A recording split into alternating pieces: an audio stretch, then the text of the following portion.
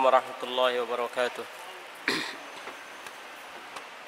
الحمد لله نحمده ونستعينه ونستغفره ونعوذ بالله من شرور أنفسنا ومن سيئات أعمالنا من يهده الله فلا مضل له ومن يضلله فلا هادي له أشهد أن لا إله إلا الله وأشهد أن محمدا عبده ورسوله يا أيها الذين آمنوا اتقوا الله حق تقاته ولا تموتن إلا وأنتم مسلمون يا أيها الناس اتقوا ربكم الذي خلقكم من نفس واحدة وخلق منها زوجها وبث منهما رجالا كثيرا ونساء واتقوا الله الذي تساءلون به والأرحام إن الله كان عليكم رقيبا يا أيها الذين آمنوا اتقوا الله وقولوا قولا سديدا يصلح لكم أعمالكم ويغفر لكم ذنوبكم ومن يطع الله ورسوله فقد فاز فوزا عظيما أما بعد رب اشرح لي صدري ويسر لي أمري واحلل عقدة من لساني يفقهوا قولي. Hadirin yang dimuliakan oleh Allah Subhanahu wa taala, alhamdulillah kita kembali bertemu di tempat yang mulia ini untuk kita sama-sama mengkaji ayat-ayat Allah Subhanahu wa taala. Pada malam hari ini insyaallah kita akan mulai kajian kita dari ayat ke-29 dari surat Ali Imran.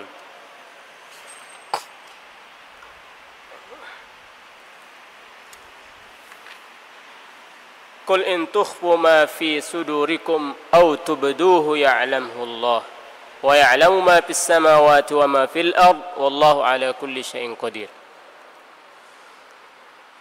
Katakanlah wahai Muhammad, in tukhfu ma fi sudurikum, katakan kepada mereka orang-orang kafir itu, kalau kalian menyembunyikan di dalam hati kalian, di dalam dada kalian, au tubduhu, atau kalian tampakkan, ya'lamhu Allah, jadi Allah Subhanahu wa taala mengetahuinya. Apa yang tersembunyi jauh di dalam lubuk hati manusia ataupun apalagi yang ditampakkan, pasti Allah Subhanahu wa taala mengetahuinya. Tidak saja apa yang ada dan apa yang diungkapkan oleh manusia, tetapi wa ya'lamu ma fis samawati wa ma fil ard. Allah Subhanahu wa taala mengetahui apa yang ada di langit dan apa yang ada di dalam bumi. Wallahu ala kulli syai'in qadir. Sesungguhnya Allah Subhanahu wa taala, innallaha wallahu ala kulli syai'in qadir. Allah Subhanahu wa taala maha kuasa atas segala sesuatu.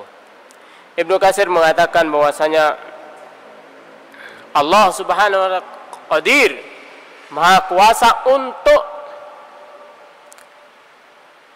melaksanakan apa yang Allah Subhanahu wa taala kehendaki. Nafiz, mampu merealisasikannya, mewujudkan apa yang Allah kehendaki. Jadi ini adalah bentuk dari ilmu Allah Subhanahu wa taala. Allah Maha Kuasa. Pada ayat sebelumnya kita dilarang untuk memberikan wala kita kepada orang-orang kafir. Memberikan wala kita kepada orang-orang munafik, orang-orang Yahudi, orang-orang Nasara. Wala itu hanya diberikan kepada Allah dan kepada kekasih Allah Subhanahu wa taala. Pertolongan itu hanya diminta kepada Allah Subhanahu wa taala. Makanya Allah Subhanahu wa taala jelaskan dalam ayat ini, Allah Maha Kuasa, Allah Maha Mengetahui, maka kepadanya lah kita meminta, kepadanya lah kita meminta perlindungan, kepadanya lah kita meminta kewibawaan, kepadanya lah kita meminta kekuasaan. Kemenangan itu diminta kepada Allah Subhanahu wa taala. Kemenangan itu milik Allah Subhanahu wa taala. Allah memberikannya kepada siapa yang Dia kehendaki. Allah memberikannya mata sya' wa kaifa sya'. Kapan Dia kehendaki, dengan bagaimana bentuk kemenangan itu. Jadi sebagai dikatakan oleh seorang tokoh, jadi tidak penting, tidak terlalu penting ya, kapan kemenangan itu turun. Mata an-nasr. Yang terpenting itu adalah Anda itu di pihak mana, di golongan mana Anda. Apakah di golongan waliullah, berperang di jalan bersama wali-wali Allah, membela syariat Allah, membela agama Allah, atau Anda bersama wali syaitan. bersama wali-walinya syaitan, bersama musuh Allah, berjuang untuk melawan Allah Subhanahu wa taala, melawan kekasih Allah, wali-wali Allah, berjuang untuk meredupkan cahaya agama Allah. Jadi yang terpenting itu di mana, di pihak mana kita berada. Kemudian ayat berikutnya, ini adalah ancaman dari Allah Subhanahu wa taala, peringatan, tanbih, supaya kita senantiasa takut kepada Allah Subhanahu wa taala. Kata Ibnu Katsir, hadza tanbihun minhu li'ibadi. Ini adalah peringatan dari Allah Subhanahu wa taala kepada hamba, supaya hamba itu senantiasa takut, khauf dan khasyahnya kepada Allah Subhanahu wa taala, supaya seorang hamba tidak melakukan apa yang Allah larang dan apa yang Allah benci. Karena Allah Subhanahu wa taala sebagaimana ditegaskan tadi, alimun, alim, maha mengetahui. Anda melakukan itu dalam keadaan nyata atau dengan tersembunyi, Allah Subhanahu wa taala mengetahuinya.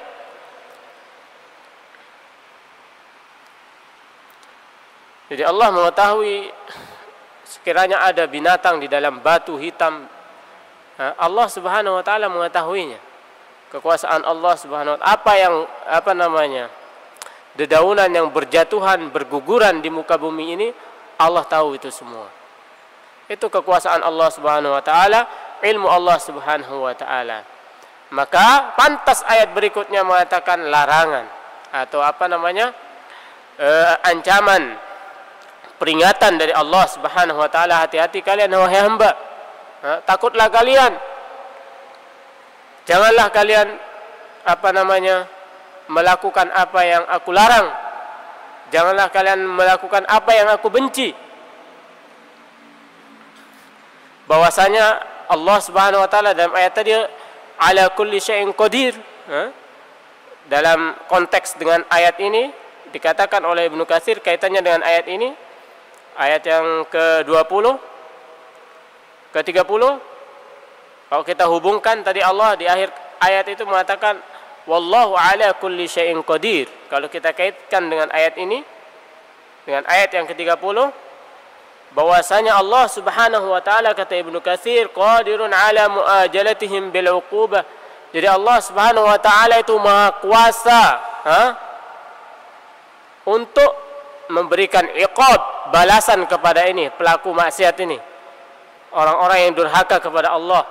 Allah itu maha kuasa. Adapun orang yang berbuat jahat kemudian belum juga diazab, itu bukan karena Allah Subhanahu wa taala ghafil anhu, bukan Allah itu lupa, lalai terhadapnya, tapi itu diundur supaya bertumpuk dosanya. Ya, Allah tidak akan pernah lalai. Kata Ibnu Katsir di sini, wa in anzara man anzar, kalau ada yang ditunda-tunda, kalau ada yang tidak diiqab langsung oleh Allah Subhanahu wa taala, bahwasanya itu adalah Allah sengaja. Yumahil, dipelankan, biarkan aja. Biar bertumpuk dosanya.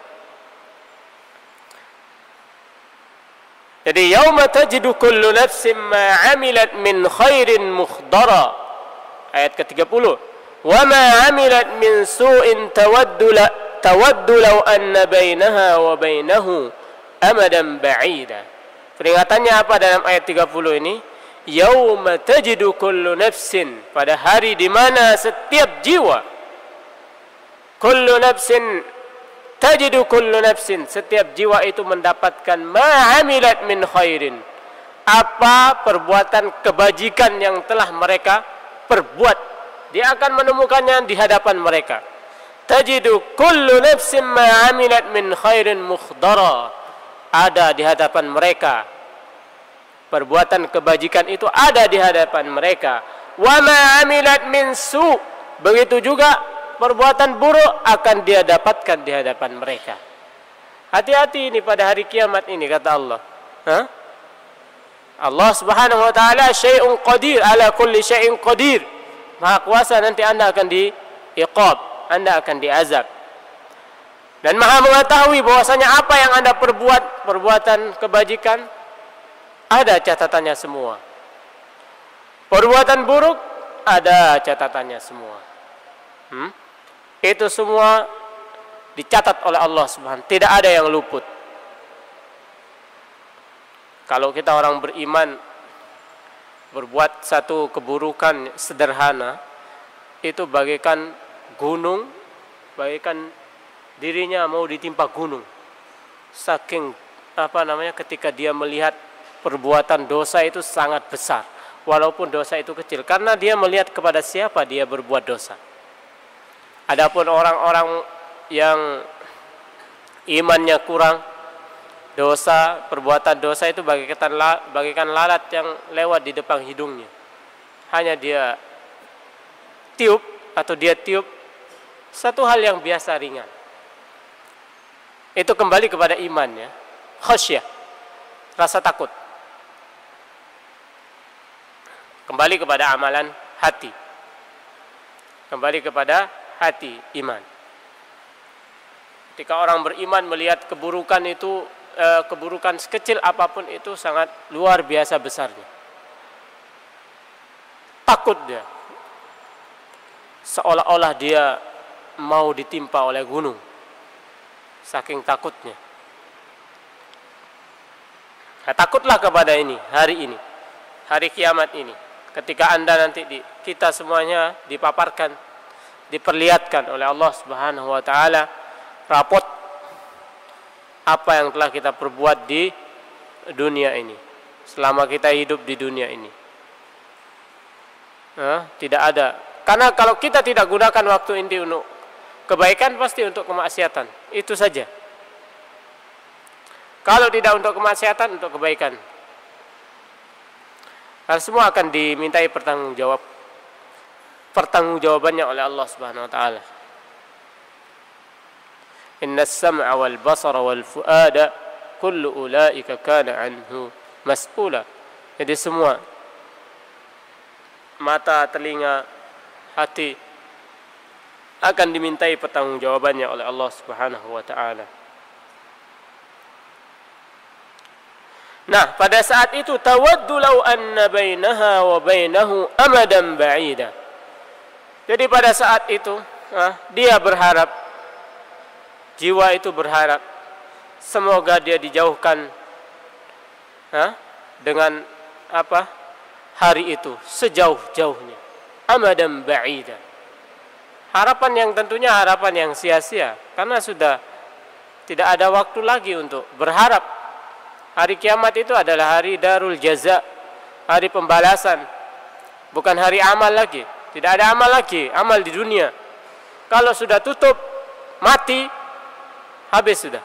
Tinggal jaza, balasan, kebaikan atau keburukan. Yauma tajidu kullu nafsin ma 'amilat min khairin muhdara. Jadi ini adalah pengadilan Allah Subhanahu wa taala. Ketika kita di hadapan Allah Subhanahu wa taala, kemudian kita ditampakkan di hadapan kita apa yang telah kita perbuat dan dimintai pertanggungjawabannya oleh Allah Subhanahu wa taala. Pada saat itulah kita menyadari betapa pentingnya amal kebajikan, betapa pentingnya sedekah, betapa pentingnya sholat, betapa pentingnya amal-amal kebajikan yang lainnya.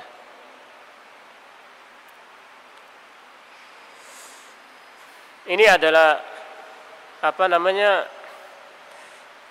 akidah, termasuk bagian iman hari akhir yang harus ditanamkan dalam jiwa supaya kita ini bisa mengontrol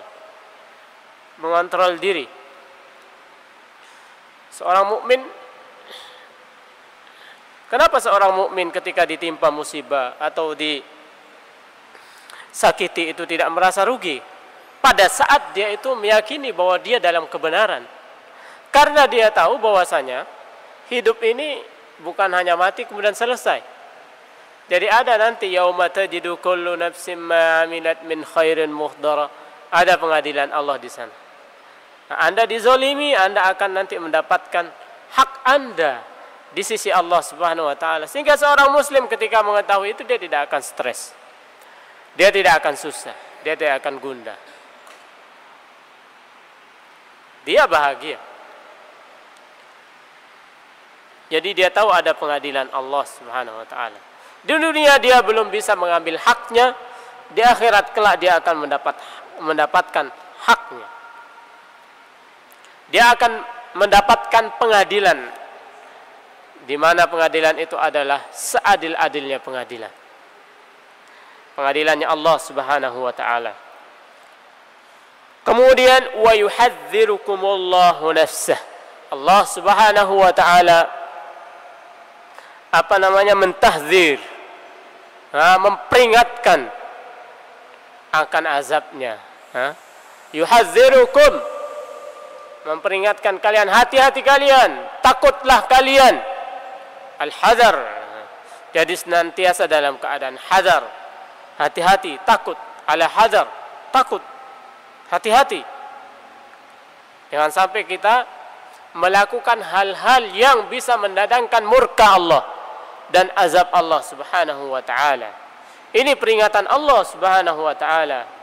Tapi ayat ini ditutup oleh Allah, wallahu raufum bil ibad. Allah Subhanahu wa taala Maha penyayang kepada hambanya. Bayangkan tadi diperingatkan, hati-hati kamu terhadap azabku. Saya ini ala kulli syai'in qadir, kata Allah. Maha kuasa untuk mengazab orang-orang yang ingkar, orang-orang yang tidak mau taat kepada perintahku, yang tidak menjauhi laranganku. Tapi Allah tutup ayat ini, wallahu raufum bil ibad. Allah Subhanahu wa taala Maha penyayang kepada hambanya. Jadi ini adalah bentuk dari apa? Namanya dalam istilahnya ar-raja, harapan. Allah membuka harapan. Yang tadi itu namanya al-khauf, takut. Jadi ini harus seimbang, ya. Dalam diri seorang mukmin ada khauf, ada raja. Tidak bisa yang ada cuma khauf. Nanti bisa masuk dalam golongan orang-orang yang yai'asu min rahmatillah. Orang-orang yang putus asa. Orang yang khaufnya aja besar, takut tok yang ada, yang timbul apa nanti? Rasa putus asa. Dia merasa tidak akan bisa mendapatkan rahmat Allah Subhanahu wa taala. Itu yang ada. Kalau yang ada cuma rasa takut saja. Yang paling dominan takut. Nanti hilang ini kasih sayang Allah. Allah Tawwab, Allah Maha Pengampun, Allah Ghafur, Allah Rahim. Hilang jadinya. Maka harus ada dua ini, ada khauf, ada roja. Roja itu adalah kita masih punya harapan. Bahwasanya Allah itu membuka pintu rahmatnya, membuka pintu taubatnya seluas-luasnya. Allah buka, ya, pintu taubat di siang hari, supaya bertaubat orang-orang yang berbuat liyatuba musi'an lail.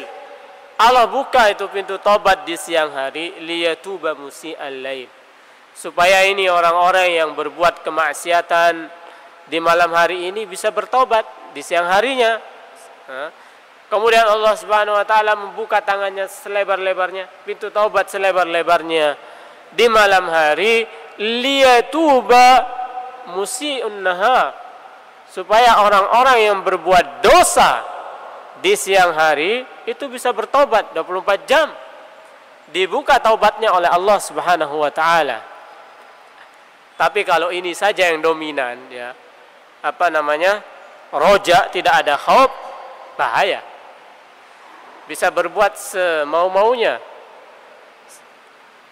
Kita kan nanti ada ampunan. Setelah mau buat kezoliman yang luar biasa besarnya, tetap santai saja. Tidak segera bertaubat. Tidak segera beramal. Cukup sholat, nggak perlu sedekah, nggak perlu yang lain. Allah Subhanahu wa taala Ghafurur Rahim. Jadi diumpamakan ini orang yang beramal seperti ini, ibaratnya ada seorang raja ya, atau di Surabaya inilah siapa penguasa di sini misalnya wali kota. Jadi kalau semua misalnya semua orang butuh kepada wali kota ini, ya butuh untuk mendapatkan apa supaya dia lebih dekat, supaya dia bisa nanti urusannya dipermudah.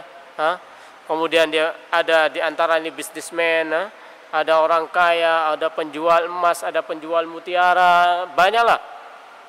Nah, ini semua memberikan apa namanya hadiah kepada wali kota ini berupa emas, barang-barang yang berharga, uang dan lain sebagainya.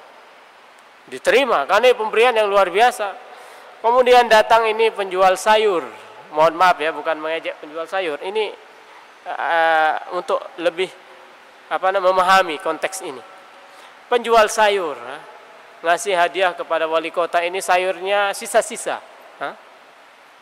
Kasih datang dia bawa keranjangnya ke wali kota, ini saya hadiahkan. Kata wali kota, terima aja. Nanti setelah kamu terima kamu buang di bak sampah. Dia bilang terima, kasihan. Nanti kalau dia sudah pergi kamu buang di bak sampah. Ini amal kita ini mirip-mirip seperti ini. Kita ini di dunia ini bersama orang-orang pilihan Allah. Ada para nabi, orang-orang yang soleh, para sahabat. Mereka itu menghadiahkan, mempersembahkan untuk Allah Subhanahu wa ta'ala amalan yang sangat luar biasa. Kemudian kita ini, orang-orang seperti kita ini datang untuk mempersembahkan amalan amalan kita ini mungkin lebih rendah dari tukang sayur ini, dari sayurnya pedagang sayur ini kita infakkan ke Allah. Kemudian kita bangga, saya sudah beramal, diterima oleh Allah. Padahal belum tentu, nggak tahu kita amalan kita itu diterima Pak. Para sahabat bagaimana ibadahnya, kuat ibadahnya, para nabi, para rasul. Kemudian kita ini orang-orang terakhir, sholat 2 rakaat, khusyuk juga enggak, bacaannya juga tidak bagus, merasa sudah diterima, tenang saja, beres, urusan selesai, sudah diterima oleh Allah, aman. Nah, ini berarti rojaknya terlalu tinggi, tidak ada khaufnya. Kalau ada yang khawatir, ini diterima apa enggak amalnya, jadi terus dia memupuk amalnya. Kata Umar, salah satu tanda taubatnya orang tidak diterima taubatnya itu ya dia yakin taubatnya diterima. Taubatku sudah diterima oleh Allah, tenang saja, beres. Jadi begitu perumpamaan, pendekatan, pemahaman. Jadi Allah Raufum bil ibad, Allah Maha penyayang kepada hambanya. Kemudian ayat berikutnya, ayat 32. Qul in kuntum tuhibbunallaha fattabi'uni yuhibbukumullahu wa yaghfir lakum dzunubakum wallahu ghafurur rahim. Qul atii'ullaha war rasul fa in tawallaytum fa innallaha la yuhibbul kafirin. Ini adalah ayat menjelaskan tentang hakikat daripada cinta Allah dan cinta Rasul. Karena orang-orang Yahudi mengatakan nahnu abna'ullah wa ahibba'uh. Jadi kita ini adalah anak-anak Allah dan kekasih Allah. Nah, ini adalah barometer, tolak ukur cinta kita. Bagaimana cinta kepada Rasul itu? Apa wujudnya? Ketika Anda mengatakan cinta, atau kita mengatakan cinta kepada Allah dan Rasulnya. Kalau Ibnu Katsir mengatakan ayat ini adalah hakim ala man idda'a mahabbat Allah. Orang yang mengaku-ngaku cinta kepada Allah. Nah, taruhlah, jadikanlah ayat ini sebagai barometernya. Untuk mengetahui dia cinta, benar cinta, pakai ayat ini. Qul in kuntum tuhibbunallaha, kalau kalian cinta kepada Allah, maka fattabi'uni yuhibbukumullah, ikutilah Allah. Katakanlah wahai Muhammad kepada mereka itu, in kuntum tuhibbunallah, kalau kalian cinta kepada Allah, fattabi'uni yuhibbukumullah. Ikutilah aku, kata Rasulullah sallallahu alaihi wasallam, yuhibbukumullah. Allah akan mencintai kalian. Wa yaghfir lakum dzunubakum. Buahnya apa? Allah akan mengampuni kalian dosa-dosa kalian. Wallahu ghafurur rahim. Allah Maha Pengampun lagi Maha Penyayang. Jadi ini adalah hakimah, kata Ibnu Katsir. Ayat ini adalah hakim terhadap orang-orang yang mengaku cinta kepada Allah. Orang-orang Nasara itu bilang cinta kepada Allah, tapi giliran dia disuruh ikut Muhammad, tidak. Isa nabiku. Itu pun dia ikut Isa setengah-setengah. Yahudi dia bilang cinta kepada Allah, tapi dia memerangi Rasulullah sallallahu alaihi wasallam. Maka katakanlah kepada orang itu, qul in kuntum tuhibbunallah fattabi'uni, ikutilah aku, yuhbib. Nah, ini tempat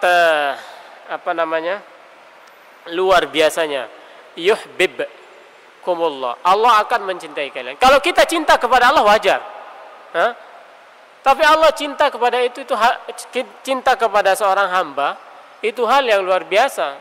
Kita ini adalah orang hamba, ya, makhluk yang diciptakan oleh Allah Subhanahu wa taala. Mau diapakan oleh Allah terserah Allah. Hamba kalian ini. Kita ini hamba. Mau diinjak-injak oleh Allah, mau dibinasakan oleh Allah, hak Allah. Allah yang menciptakan kita. Tapi Allah Subhanahu wa taala mengatakan, in kuntum tuhibbuna fattabi'uni. Kalau kita cinta mengikuti Rasulullah sallallahu alaihi wasallam, yuhibbukumullah. Allah akan mencintai kalian. Cinta Rasul itu bagaimana? Mengikuti Rasulullah. Ittiba'uhu fattabi'uni. Ittiba' mengikuti. Imtisalu awamiri, mengerjakan perintahnya. Ijtinabu nawahi, menjauhkan diri dari larangan Rasulullah. Ittiba'u sunnati, mengikuti sunnah Rasulullah sallallahu alaihi wasallam, mengikuti syariat Rasulullah sallallahu alaihi wasallam.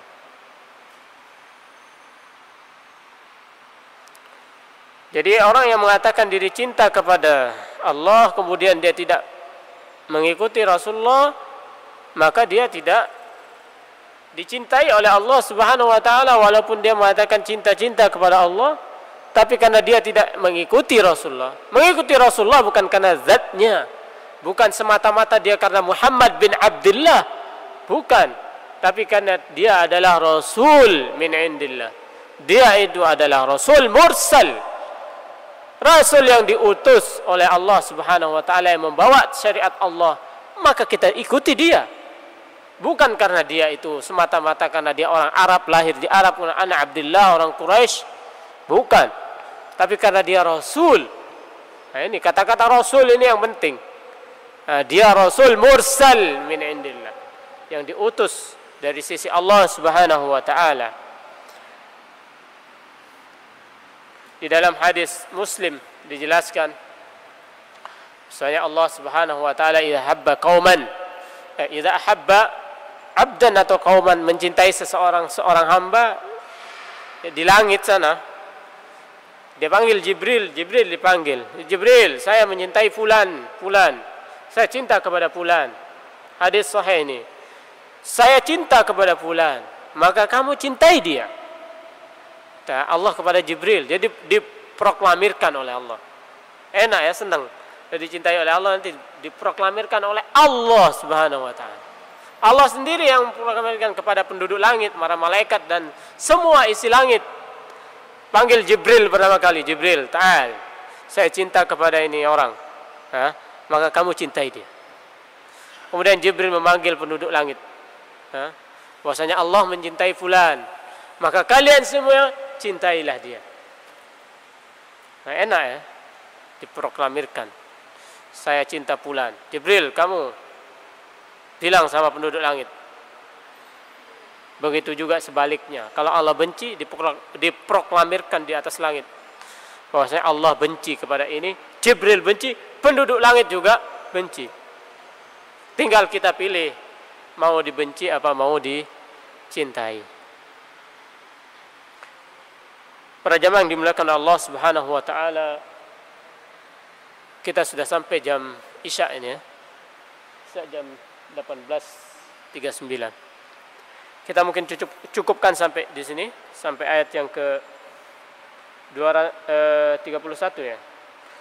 Surat Ali Imran tentang barometer atau tolak ukur cinta kepada Allah. Jadi qul in kuntum tuhibbunallah fattabi'uni yuhibbukumullah wa yaghfir lakum dzunubakum wallahu ghafurur rahim. Jadi buah cinta ini buah kita mengikuti Rasulullah adalah kita dicintai oleh Allah Subhanahu wa taala, kemudian dosa-dosa kita diampuni oleh Allah Subhanahu wa taala. Orang yang dicintai oleh Allah nanti akan diproklamirkan oleh Allah di atas langit, dan kemudian penduduk langit disuruh oleh Allah Subhanahu wa taala untuk mencintai orang-orang yang telah dicintai oleh Allah Subhanahu wa taala. Semoga kita semuanya tergolong orang-orang yang dicintai oleh Allah Subhanahu wa taala. Subhanakallahumma bihamdika asyhadu an la ilaha illa anta astaghfiruka wa atubu ilaika. Assalamualaikum warahmatullahi wabarakatuh.